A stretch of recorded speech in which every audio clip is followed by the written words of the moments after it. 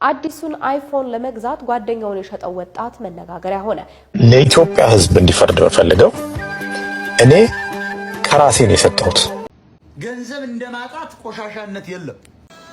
እርዳታ የሚሰሩት በሙሉ ያቸው ባለ ሁለት መኪና ናቸው፣ ባለ ሁለት ሶስት ቪላ ናቸው። ስለ ሚኪያችን ወይንም በትክክለኛ ስሙ ስለ ዱሬሳ የምነግራችሁ ነገር ሊያስደነግጣችሁ ይችላል። ሰላም እንዴት ናችሁ? ውድና የተከበራችሁ የዩቲዩብ ቻናሌ ቤተሰቦች ዛሬም እንደተለመደው ፈታ ዘና በሚያደርጉ ቪዲዮዎች መጥቻለሁ። እስከ መጨረሻው እንድትከታተሉ እጋብዛችኋለሁ። በዚህ አጋጣሚ ላይክ የምታደርጉልኝን ከልብ አመሰግናለሁ። የሰሞኑ በጣም መነጋገሪያ የሆኑ ቪዲዮዎች ናቸው። እስከ መጨረሻው ተከታተሉ። ወደ ቪዲዮ እሺም በመጀመሪያም የምናየው የገነት ንጋቱ መውለድ ነው። ያው ብዙዎችን አስገርሟል። ከ14 ዓመት በኋላ ልጅ ወልደዋል። እስቲ እንየው። ከ14 ዓመት መለያየት በኋላ በድጋሚ የልጅ እናትና አባት ሆነዋል። ይህ መረጃ ለሌሎች እንዲደርስ ሼር ማድረጋችሁ እንዳትረሱ። አርቲስት ገነት ንጋቱና ባለቤቷ ፕሮፌሰር ሙሉጌታ ጀዋሬ ከ14 ዓመት መለያየት በኋላ በድጋሚ የልጅ አባት መሆን ችለዋል ማለት ነው። ልጆቻቸው አማካኝነት በድጋሚ ታርቀው አብሮ መኖር መጀመራቸው የምናስታውስ ይሆናል። እስኪ ለአርቲስቶቹ እንኳን ደስ አላችሁ እያላችሁ ኮሜንት ላይ ሀሳባችሁን ጻፉላቸው።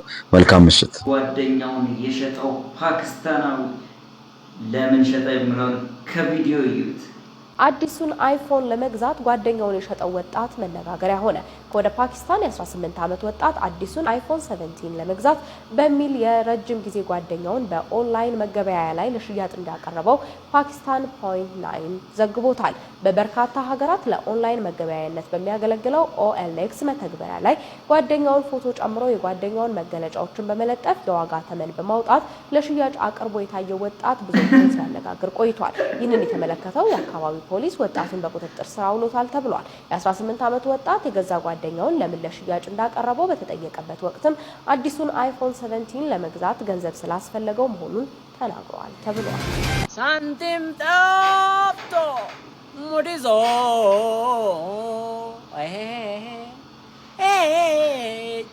ምን ደስታ አለ አየር ተይዞ እኔስ መኖር ደንዝዞ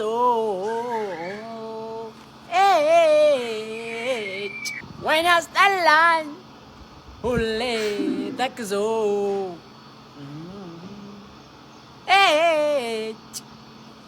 ስለ ሚኪያችን ወይንም በትክክለኛ ስሙ ስለ ዱሬሳ የምነግራችሁ ነገር ሊያስደነግጣችሁ ይችላል። በመጀመሪያ ደረጃ ሚኪያችን ወይንም ትክክለኛ ስም ዱሬሳ እኔን ትፈራኛለህ አሉ ተከላከሉልኝ የምትል ድምጽ ሰምቻለሁ። እኔን ካንተ መከላከል የሚቻለው በንጹህነትና በሐቅነትህ ብቻ ነው። ከዛ ውጪ ማንም ሊከላከልልህ አይችልም። ሲቀጥል እንግዲህ ሚኪያችን ራሱ ማን ነው? እሱ እንደሚለው እውነት ጎንደሬ ነው ወይንስ አይደለም? ንብረቱስ በማን ስም ነው የሚገኘው? የአደጋ ጊዜ ተጠሪውስ ማነች? ንብረቱስ ኢንሹራንሱስ የት ነው የሚገኘው? የቤት ቁጥሩ አካባቢውስ የት ነው የሚገኘው የሚለውን ይፋ የማድረግላችሁ ይሆናል። አድርሱለት ማለት ነው። በመጀመሪያ ደረጃ ሚኪያችን ትክክለኛ ስሙ ዱሬሳ ሲሆን ለዚሁ ዓላማ ብሎ ያወጣው ግን ሚኪ በሚል ስም ነው። እንግዲህ በመታወቂያው በስተጀርባ የአደጋ ጊዜ ተጠሪ ብላ የቀረበችው እህታችን ማን ትባላለች? ኢየሩሳሌም ኩማ ትባላለች። የሚኪ የአደጋ ጊዜ ተጠሪው ኢየሩሳሌም ኩማ ስትሆን በጣም በሚገርም ሁኔታ ደግሞ የንብረቱ ተወካይ ማለት ሙሉ ንብረቱን የሚያንቀሳቅስለት ግለሰብ ደግሞ ድጉማ ኩማ ጫላ ይባላል። ያ ማለት የአደጋ ጊዜ ተጠሪው ከመታወቂያው በስተጀርባ የተቀመጠችው ሴትና ይህ ንብረቱን ወኪል ሆኖ ንብረቱን እያንቀሳቀሰለት ያለው ወንድምና እህት ናቸው ማለት ነው። እንግዲህ ከመታወቂያው በስተጀርባ ያለችው እዚህ ጋር አስቀምጥላችኋለሁ ኢየሩሳሌም ኩማ ትባላለች። የንብረቱ ወኪል ተወካይ የሆነው ግለሰብ ደግሞ ድጉማ ኩማ ጫላ፣ ኢየሩሳሌም ኩማ ድጉማ ኩማ ጫላ ማለት ነው። ይሄ ሰውዬ ዱሬሳ ኩማ ሊሆን ይችላል። ተግባባን አይደለ?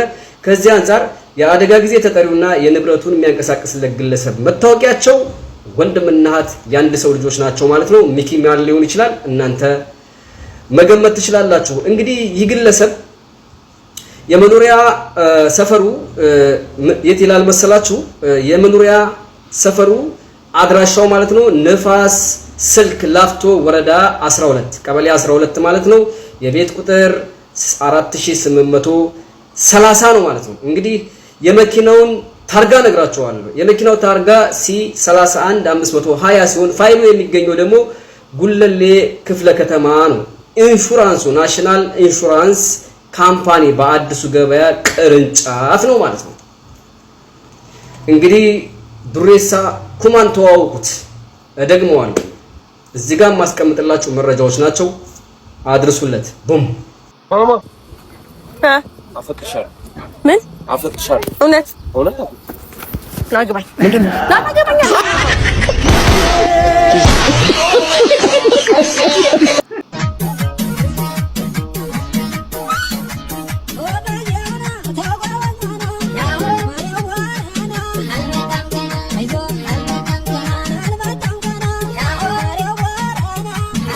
ለኢትዮጵያ ሕዝብ እንዲፈርድ ፈልገው እኔ ከራሴ ነው የሰጠሁት። እኔ እንዴት በወንጀል ተጠይቄ ፍራኦል ሊጠየቅ ሌባ ነው ከማን ወስጄ?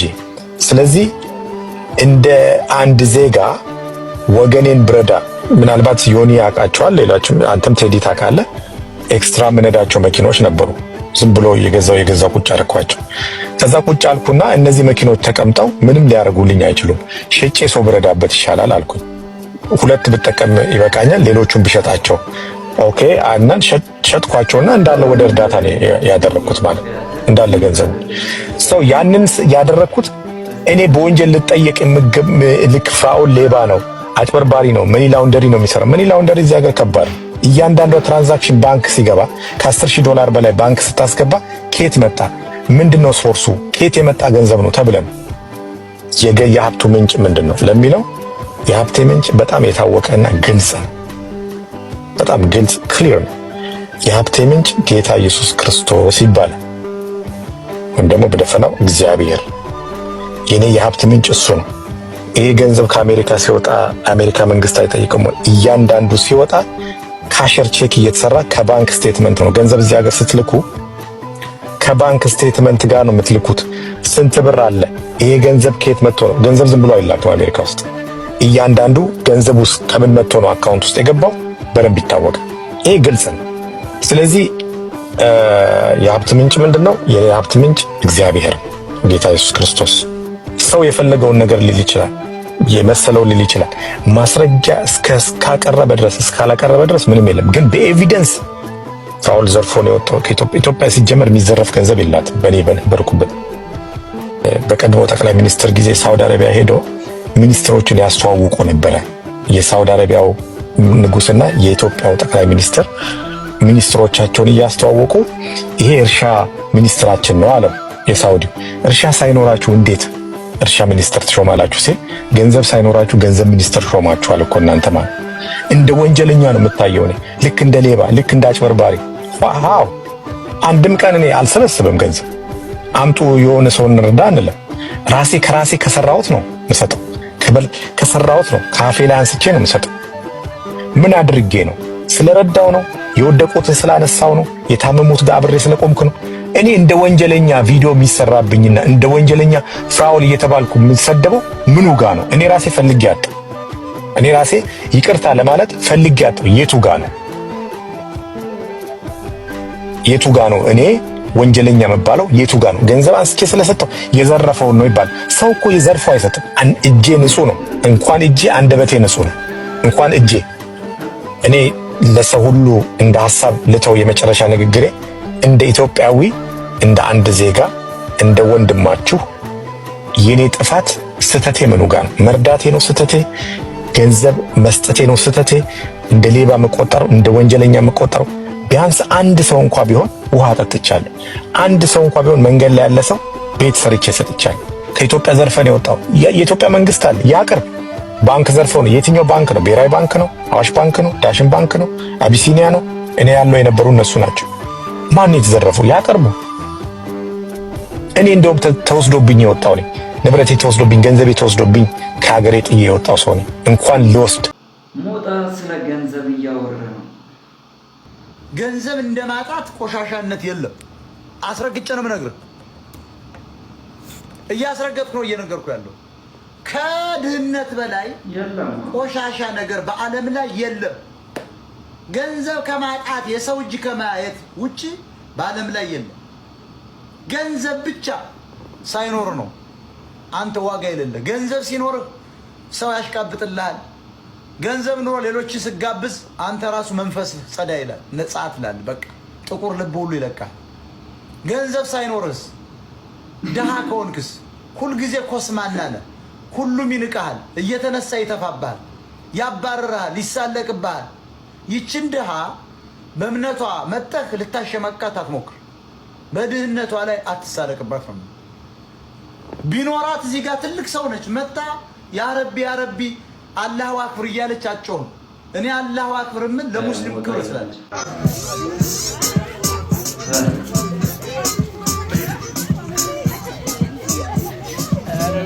አንተ አርጉም ነው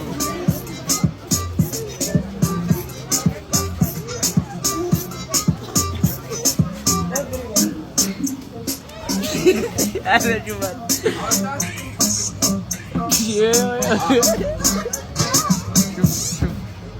ሰማና አረብ አስማማው አስር ቁጥር ያ ዘና ቁጥር ያ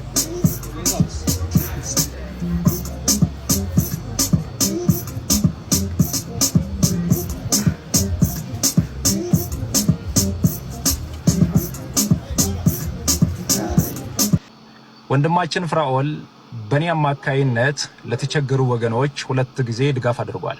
እኔ ጋር ለተቸገሩ ሰዎች እንዲያደርስ የላከው አደራ በታማኝነትና በሐቀኝነት እሱ ለላካቸው ወገኖች በትክክለኛው መንገድ በትክክለኛው ሁኔታ አደራውን አድርሻለሁ።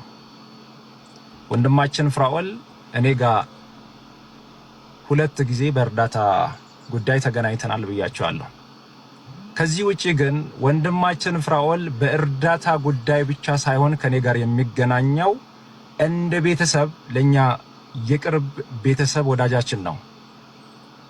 ከወንድማችን ፍራኦል ኢቲቻ ጋር ዛሬም ሰላም ነን፣ ዛሬም እንደዋወላለን፣ ዛሬም እንነጋገራለን። ምንም አይነት ጥላቻ፣ ምንም አይነት ክፍተት፣ ምንም አይነት መካከላችን ላይ የተፈጠረ አለመግባባት የለም። ዛሬም ሰላም ነን። ከዚህ በላይ ምን አይነት መልስ ያስፈልጋል?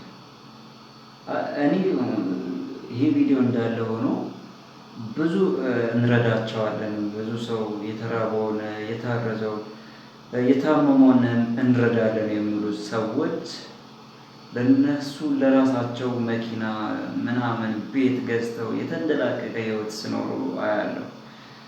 ይሄ እንዴት ነው? አይቃረንም ወይ? እንደኔ አስተሳሰብ ማለት ነው።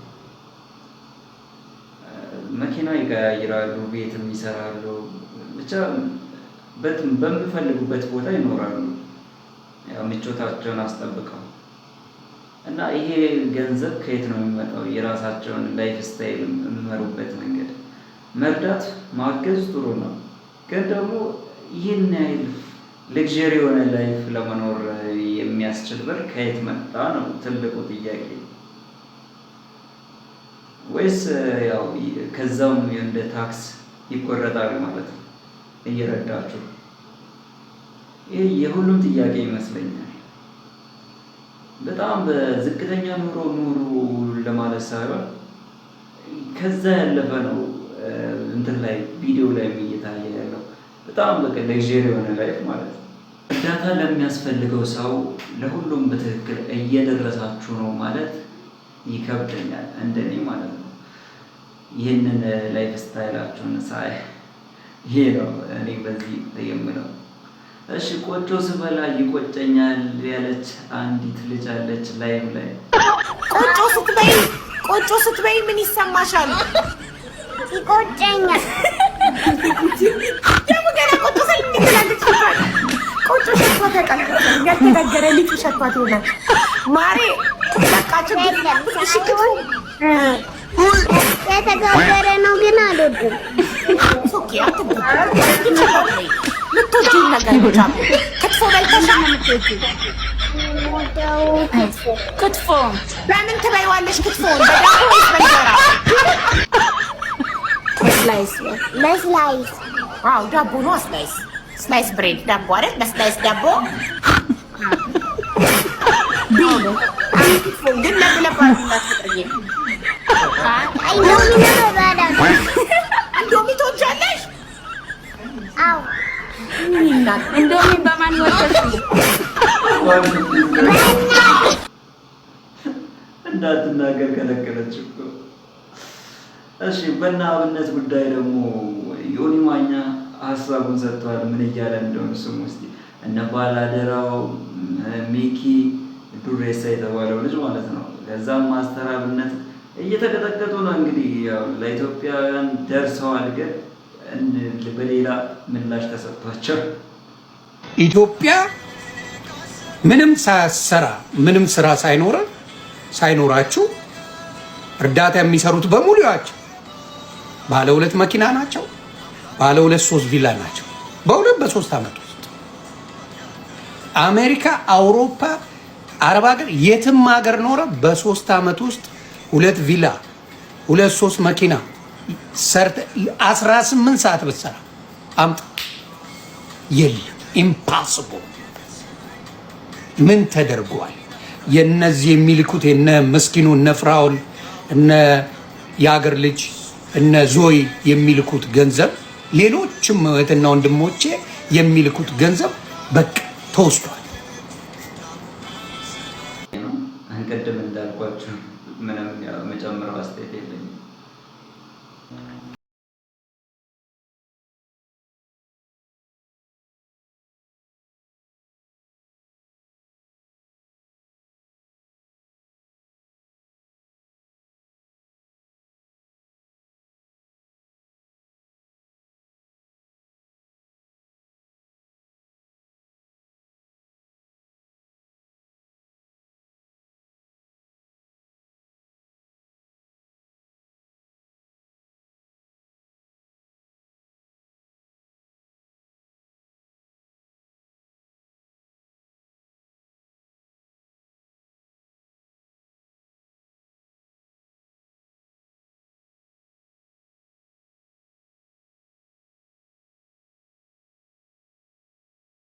ግማሹ ተንደላቆ ይኖራል፣ ግማሹ በችግር ያድጋል።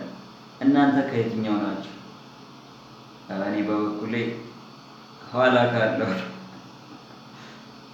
ጋይስ እንዴት ነው? ተመቻችሁ? የዛሬው ፈታ ዘና የሚያደርገው ቪዲዮ በዚህ አጠቃልላለሁ። በሌላ አዝናኝ ቪዲዮ እስከምንገናኝ ይህንን ቪዲዮ ላይክ አድርጉ። ሀሳብ አስተያየት ካላችሁ ኮሜንት ላይ አስቀምጡልኝ። ላይክ እያደረጋችሁ ያላችሁትን ከልብ አመሰግናለሁ። በያላችሁበት ሰላም